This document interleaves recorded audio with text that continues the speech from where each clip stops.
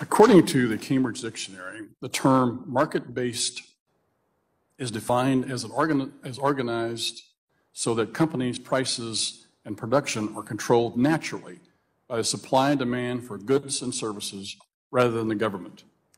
You made a statement that public banking is based on market-based solutions. With this definition, explain what you just said there. How does that fit in that definition, allowing the production and to be controlled naturally by supply and demand? Thank you for that question. That definition doesn't exclude the fact that a publicly owned enterprise couldn't be a part of the market.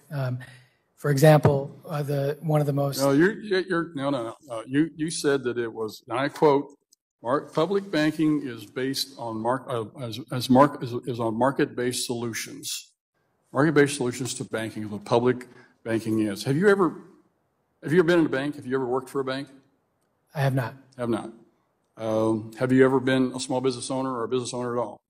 No. No. So you've been in the private, or you've been in the academic world your entire life, or think tank world. And I also served 2 terms in the city council in Chicago. Okay.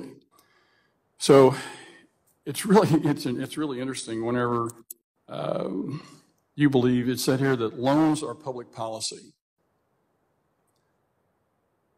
If you ever worked in a bank or understand how banking operates, sir, you would know that if the bank is not investing in its community, it's not going to grow. The bankers want their communities to grow. They want to invest in the communities. They want to make loans to the communities.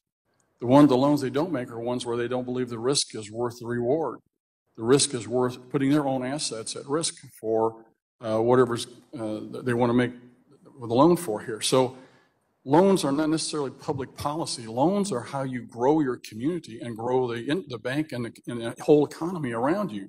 Your misconception of what goes on in the banking industry is breathtaking for what you're trying to do here today. Ms. Baharadharan, you talked about postal banking, and you made the comment about hard for banks to exist in rural areas because of low profit. Do you understand that post offices in rural America make no money? They lose thousands and thousands of dollars? Yes, sir. But as George Washington, and Benjamin Franklin set up the post office, it cross-subsidizes. So the more profitable post offices are. You missed my point. Your point was it's difficult for banks to exist in rural areas because the amount of business is not necessarily enough to pay the bills. I can tell you, I live in a town of 336 people. My post office got half of its service cut off. We're down to half days now. And I can tell you that looking at the cost of each one of the rural post offices in my district, they lose money between $50,000 and $250,000 a year.